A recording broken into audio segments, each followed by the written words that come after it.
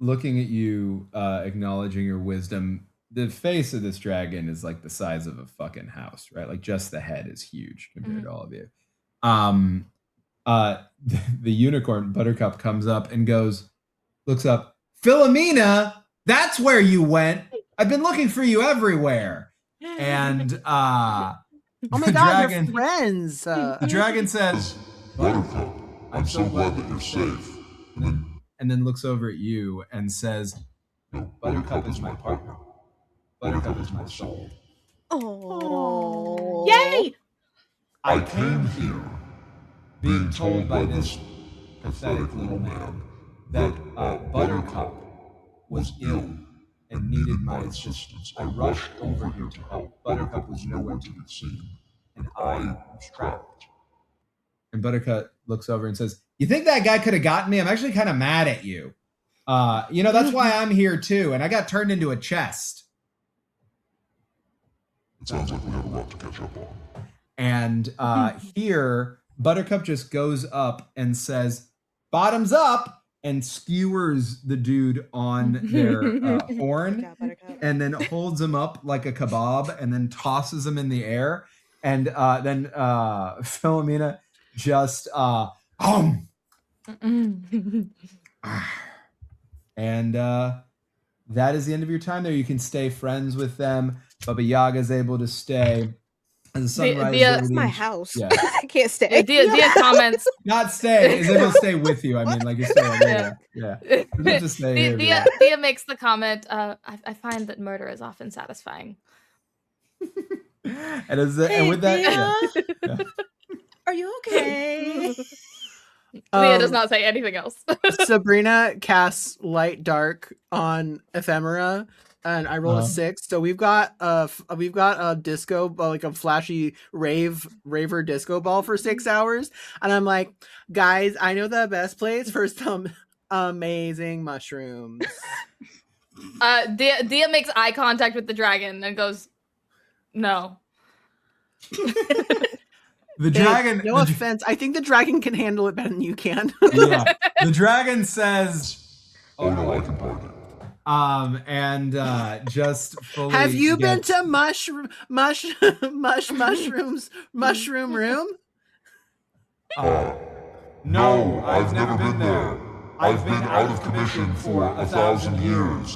And here, Buttercup just casts some rainbow magic out of their horn and creates like full like wristbands and like a necklace and things for Philomena. So Philomena's like fully rave ready. Like there's a what's it called? What's the fucking word I'm thinking of in English? Fucking pacifier. There's a rainbow pacifier on the on the dragon now. They're fully ready to party. As you all go off to party in mushrooms room. Somewhere, mate, we're having an indoor-outdoor party because I don't want to have a space where anybody feels unsafe. Dia doesn't have to go in. Yeah. We can have. I feel like Dia and Harlow are outside. Like, yes. I have the girl dinner picnic out, and it's like just random shit, and then some of us are in the mushrooms room. And while you're tripping in the mushroom room, those of you who are outside at the picnic are able to see the sunrise over the restored enchanted forest, and our story keepers look to the next horizon. Our 4th myth has ended. I can't believe we've gotten through 4 of these already, but our final chapter still waits in the wings. Next week, we are entering the ultimate realm of pure, campy, unapologetic queer joy, playing Himbos of Myth and Metal, where 3 of the 4 of you will return to play big-armed, big-thighed, big-hearted heroes who have one singular rule. Come hell or high water, they're gonna help. We will explore a world where tragedy cannot touch us, and we will protect each other, the other halves of our souls. Before we say goodnight, I'd like everybody here to let people know where they can find you one more time. And we are going to go in the order of Fish to Insha to Neon to Eli. Please and thank you. Hello, I'm am Fish. I've been Fish Finley. I go by they, them pronouns. You can find me all over the interwebs as Fish Finley. I sing, I draw, I play games. It's a very fun time. If you go to fishfinley.card with 2 R's.co, you can see everything that I'm up to. I'm on everybody else's channel except my own, so that is the fastest way to see what I'm up to. Also, my Instagram. I'll post stuff all over my Instagram, so go follow me on all the places. My commissions are currently closed, but if you stay tuned and follow me on all the places, you'll see when they reopen. So. I almost forgot I went next. I'm always so entranced by like how Fish like does their outro. I'm always so entranced. Yeah. Anyway, sorry. It's a science at this point. It's you gotta just like even neon with this like neon like the light and sailing like the drip. I'm like, hello, like it's so cool. Yeah. But hi, I'm Insha. And I'm at Instagram on Instagram with 2 Y's. Also, you can find me on inshafitzpatrick.com where I post a lot of my upcoming works. And I'm everywhere but nowhere. When I do pop up, say hi. And also, I think this is the last time. Well, okay. Anyway, buy my book. It's called The Girl Who Loved Monsters. It's a graphic novel that'll be out on July 28th. We're really proud of it, and it would be really nice if you supported us. Yeah. Okay, bye.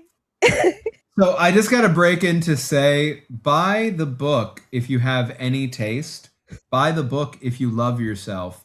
Buy the book if you're not homophobic in this our year of wrath. Buy the book. Why haven't you bought it yet? Why stop at that book? Buy all the books. There's a cool one about Rosa Parks. Fucking love it. Yeah. Buy all the books.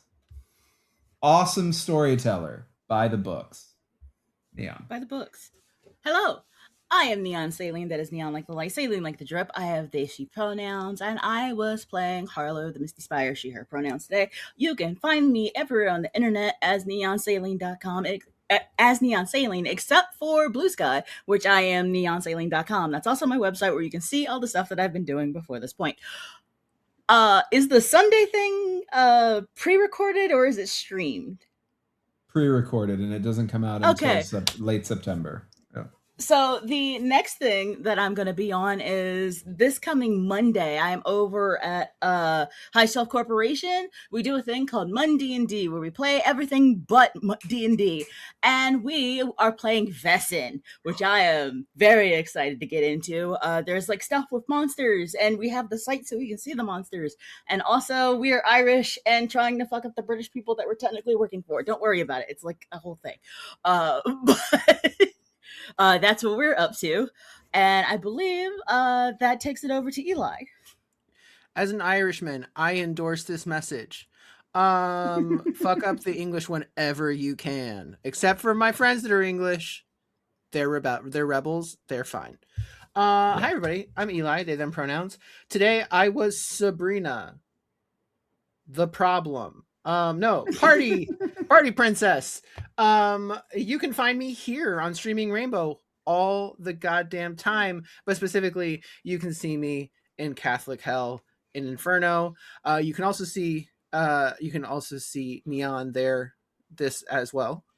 It's great. I can't have a thought in my head with this wig.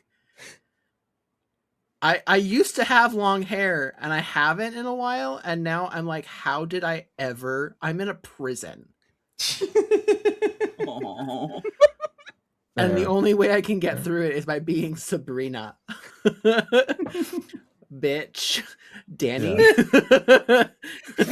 Hey, I'm Danny Mendoza. He, him, Danny R. Mendoza, everywhere that internet things are found. So if you just put Danny, the letter R, Mendoza, into whatever, I'm there. But Blue Sky is a good place to follow me for my TTRPG updates. And my link tree is in my bio. So if you want to see all the stuff I've already done, you can do that there too.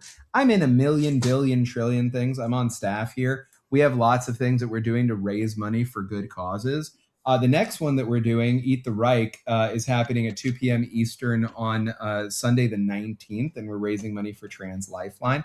We're also raising money doing D&D Danger Room level 20 D&D. That is the most broken D&D that has ever D&D'd.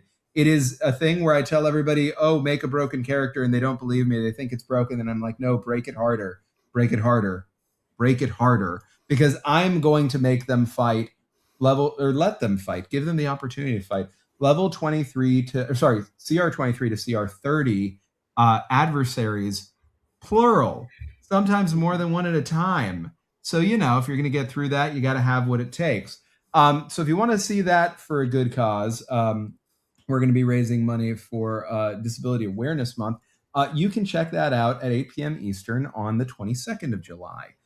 There's more stuff coming up in more places. I do want to say here, Oceania 2084, we already have some stuff out for the duets to the side of our main campaign, and which exist in the same world as our West Marches primary table for season 1. And Oceania has a bunch of interview information with the interview material with the author of the game, Ewan Erickson, that is up already, and more to come alongside other educational materials. So check that out here. Over on Many Face Plays, a bunch of these wonderful people are also involved with me in The Time We Have. The Last Conversations, which is a project, a collaboration among 30 plus artists in the space of The Time We Have, where we are doing so many sessions of The Time We Have in so many permutations with so many different kinds of relationships and so many different doors. So check that out if you haven't played it before. It's a wonderful Descended from the Queen game about brothers in a zombie apocalypse, except the way we're doing it could be lots of different kinds of relationships. So check that out over there. All the other stuff that I'm in, all the stuff that raises money for awesome things. One more time, Seraphina Smith, check out the Ko-Fi to help out with mutual aid. Have a great night. We love you, and we'll see you soon. Bye.